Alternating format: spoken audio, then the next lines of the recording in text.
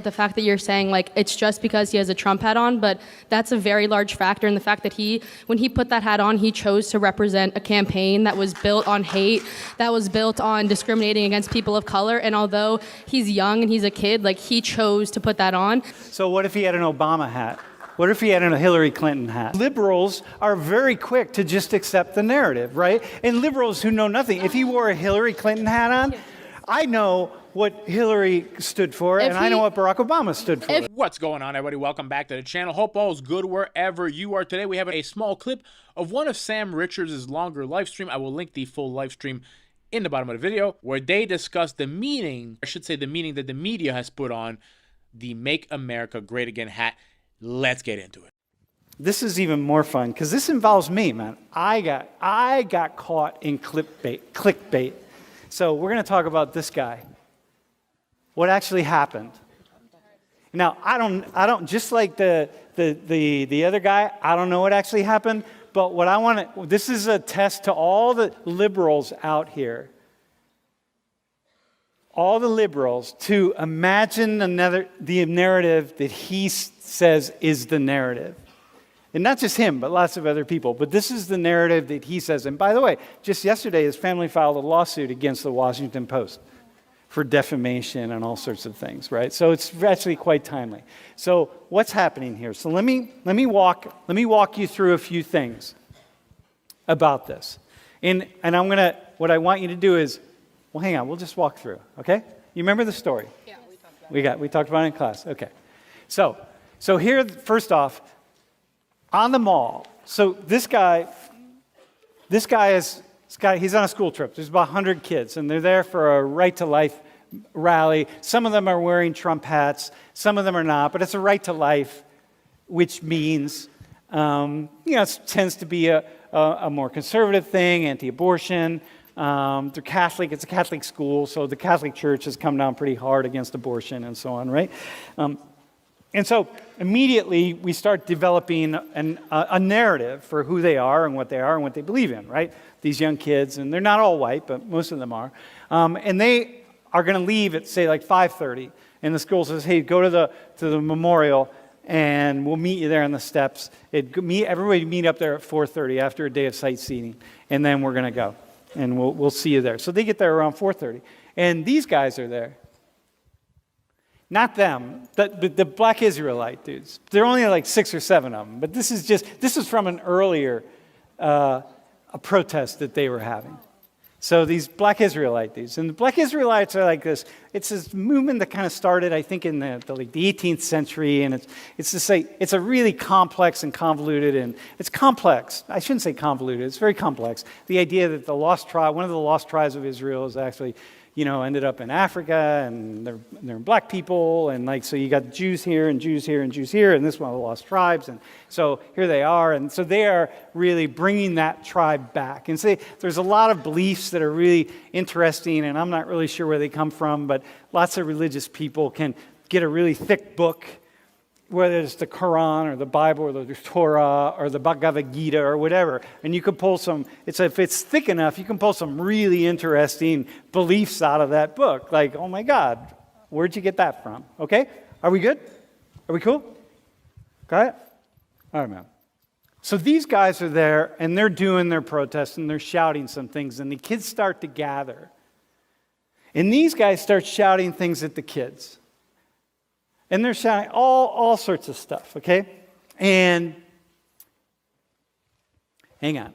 One thing, and this is recorded, it's documented, whatever, but this guy, Nick Sandman, that's this kid right here. So he makes a statement, and he's like, yeah, man, and they're calling them racist, these guys. Again, only about 6 or 7 of them, so, right? Calling them white crackers, bigots, calling them all sorts of things, like incest kids. Like, hey, you kids, you're all incest kids. I don't know what the hell that means, right? But incest kids. So these guys are yelling at the kids. The kids, hey, Jeff, I'm going to need you out here in a second. So then what happens is this guy, Nathan Phillips, this is him out protesting the pipeline out in North Dakota. So he's there with some other folks, and they're doing a protest. And now he's watching the kids all come together because they're being, the black Israelite dudes are hurling epithets at them in all sorts of ways. So we're going to watch this video. And we'll just keep the sound off. It's easier. You guys can read, the subtitles. But we're going to go to 50.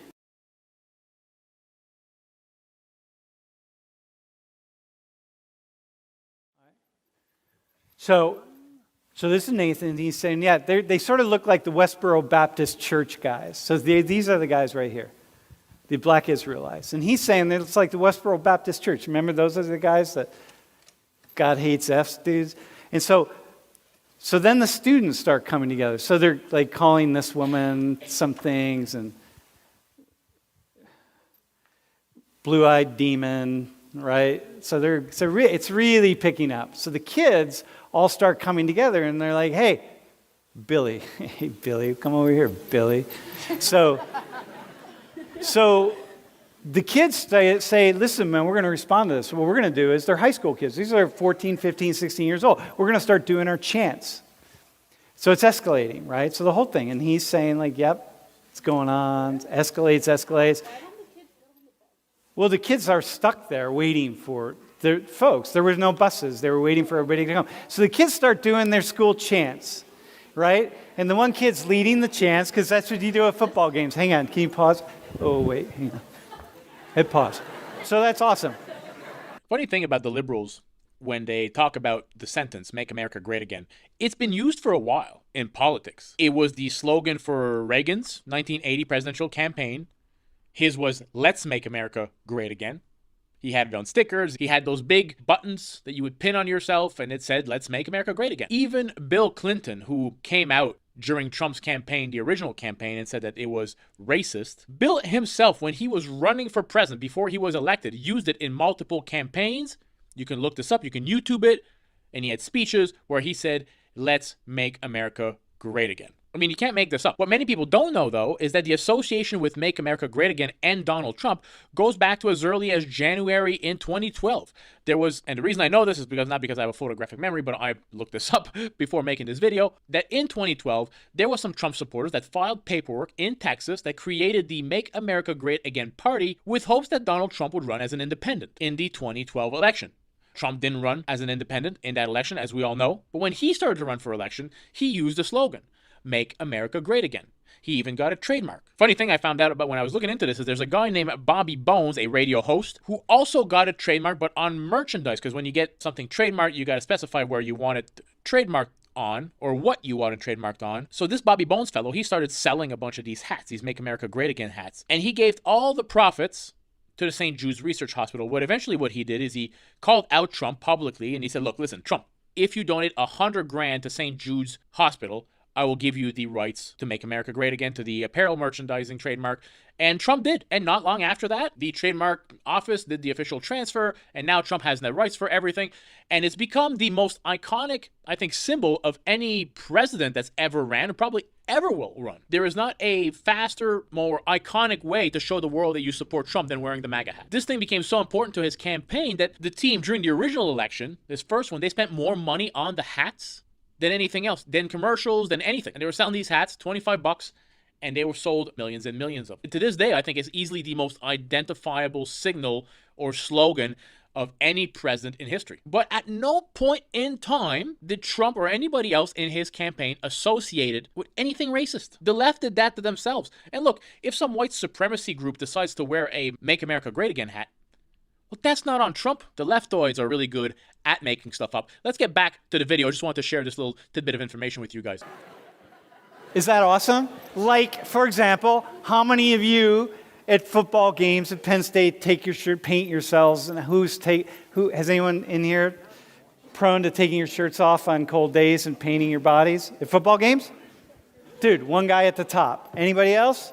So that shouldn't be odd to you, right? So this kid, he's the leader of the cheers. These are standard school cheers that they're doing. And the kids who are now being called, they're in Washington, they're being called all these names by these dudes. They have no idea what's going on. They circle the wagons. They're like, we're going to do these cheers. And we're going to do all of our stuff that we do. And so whoever their chaperone was say, yeah, go ahead, do that. That's really awesome, right? Instead of just like during football games, people take their shirts off and paint or whatever, it's almost like if a kid from here took out a cowbell and started hitting it. Like, that's pretty much what they were doing. Yeah, like if they had, at the Penn State games, people playing the cowbells. All right, go ahead. So the kids are doing their thing, right? Now, the kids are holding their place. Now, here's this guy. So Nathan and his group, they start coming over, and then they're gathered. They're going to walk into the crowd of the kids. See, the kids are doing their own thing. They're doing cheers, right? It's all good. And he's coming over to reduce the tension. Okay? And he's saying, okay, I'm just going to keep going. And then ultimately he says, I'm going to keep moving right up the steps. So look at the kids. They're all doing cheers. Got it? So you get that. You get what that is. There's nothing, any of us could be in that group. Doesn't matter. They're all doing their high school cheers. They're having a good step, having a good time. So he's going to go right up to the top, he's saying. Okay? He's going to finish his prayer up there. So this guy, okay, so now he just walks right into this dude. Now stop, right? Okay, go ahead. No, keep going, actually.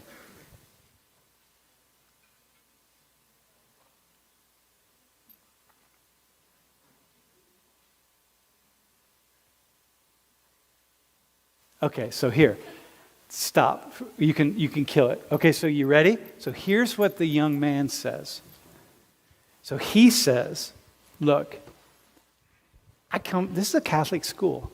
We're brought up to be Catholics. We come from Catholic families. We follow the teachings of the Bible. I have nothing against Native Americans. I have nothing against the black people that were yelling the epitaphs at us. That was kind of fucked up. I have nothing at all. And so, stand up, bro. So you're banging a drum, and you just start slowly, just pretend you're banging a drum, and you come toward me, and I'm the kid, and you stop right here, and here I am. Look, here's another narrative. You ready? So even when we talked about this several weeks ago, I looked at, hang on.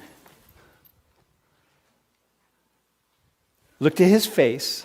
What do you see in his face? Here's what he says was in his face. Here's what he says you're looking at.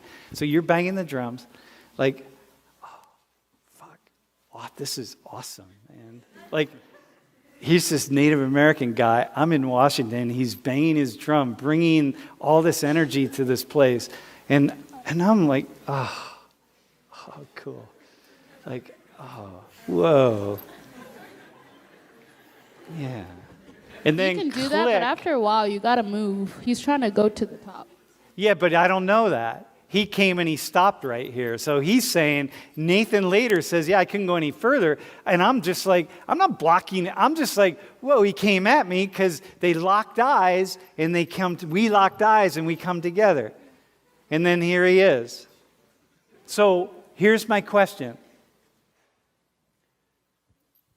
Is it because he has the Trump? You can sit down, bro. Thanks. Is it because how much of our willingness, including my own, originally, even though I said, I don't know what the story is, but if he was my kid, I'd feel some kind of way about him showing a certain kind of disrespect to elders. But from his perspective, and then I stood in his shoes as a 15-year-old, as me today. If Nathan Phillips had come at me like that, I'd have been standing there in the same way with that same shit-eating grin on my face going like, whoa, this is awesome, man. Like one of those, bro, Simon, like a stoned face, you know what I mean? Just like, whoa. Like, is it possible that one of the reasons that the entire country turned on this kid so easily and so quickly, is it possible, or how possible is it, or how much of the reason is because he's wearing a Trump hat? Yo, Sam, I also think with you saying locking eyes with, a native person who's playing on drums and praying or whatever, you understand what that means. This kid probably didn't. So when he was standing up there, he may have been trying to block him. He may have just been looking at him. The thing is that you're trying to get at that I think people in here might understand is the media went way too far in hating on him. Well, here's the deal. When you say blocking, understand that there's no blocking. He's not the only kid here. It's like, it's this whole, look, right here. It's like, this dude right here is Nick Sandmann, and the rest of you are Nick's group. So if you're saying, like, Nick should get out of the way, why? There's nowhere for Phillips to go. He's like right here. Where is he going to go? Here? He's going to go here. He's going to go here. You can't get out of the way. It's just part of it. It's this big crowd of people. So it's not about him being in the way. It's about us seeing, I think it's about the narrative of seeing the Trump hat and then just immediately saying, like, the kid is an arrogant little prick. Here, look, you ready? Even after all this came out, here are still the responses. Fuck this little liar and the pieces of shit who defend him while wearing their Christianity on their sleeves. Seriously? And then they're all but decked out in their MAGA gear. They're invincible and entitled and superior. Why can't you believe him? Why can't you believe Nick Sandmann? Because he has a Trump hat on? Like, why don't you just believe him? I think something that's not being overlooked, but the fact that you're saying, like, it's just because he has a Trump hat on, but that's a very large factor in the fact that when he put that hat on, he chose to represent a campaign that was built on hate, that was built on discriminating against people of color, and although he's young and he's a kid, like, he chose to put that on. So he can say all he wants, like, oh, I don't have anything against people of color, I don't have anything against blah, blah, blah, but his hat is saying complete opposite, and although those things might not represent his ideal values, he still is saying, okay, well, Trump saying this isn't a deal breaker. You know, you just walked into quicksand, right? So what if he had an Obama hat? What if he had a Hillary Clinton hat? He would be representing that too, and like it would still be wrong. But yeah, but what would it mean to somebody like you if he had a Hillary hat? She's saying that the media portrayed him that way because of the Trump hat. Same thing that you're saying, and he chose to wear that. He chose to let that represent him, a movement that has not been supportive of people of color or narrative. No, I got you. Yeah. But my issue is that liberals are very quick to just accept the narrative, right? And liberals who know nothing. If he wore a Hillary Clinton hat on, I know what Hillary stood for, and I know what Barack Obama stood for. Honestly, if he was wearing a different hat, then it wouldn't be a story at all. It would be a non-story. There wouldn't be this twisting. Exactly. And it probably, yes, okay, like, I'm making your point. Yeah, you are. Like, Thanks, dog. Like, you're welcome, but the fact of the matter is that he wore that hat. Yeah, he did, but whatever. That shouldn't matter at all. Like, come on, man.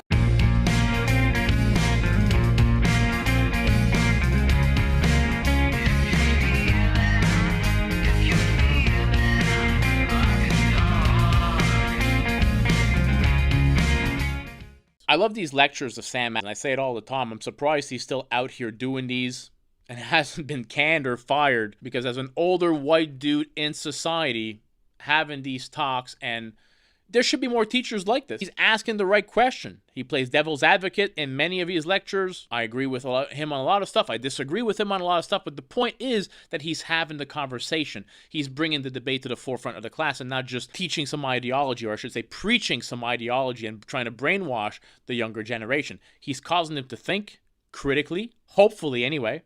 I mean, the left, they like to call the Make America Great Again hat loaded because they think that the phrase means some nostalgic thing to the people on the far right, that it brings them back to a time where white people had more power and all this stuff. That's made up by them. They get their panties all up in a bunch about this hat and about the sentence. But they've done this to themselves. They can't point to one racist policy that Trump had. They can't point to anything racist that Trump said. But yet this hat, if you really want to trigger a bunch of leftoids, wear that hat out in public. Somebody will come out and say something to you, which is ridiculous. Regardless of what anybody thinks, this Make America Great Again hat just shows you how great of a marketer Trump really is. It's a great way to prove that this guy's been efficient at getting his message out there, better than any of his rivals. I mean, fashion has always been a great way to get your message out if you can, but it's not easy, and this guy did it. Props to him. Props to Donald Trump for this great hat that he put out there, and Trump 2024, baby. Hope you all enjoyed this video. If you did, smash that thumbs up button. Consider subscribing to the channel. Help it grow. I'll catch you all in the next video. Peace out, everybody.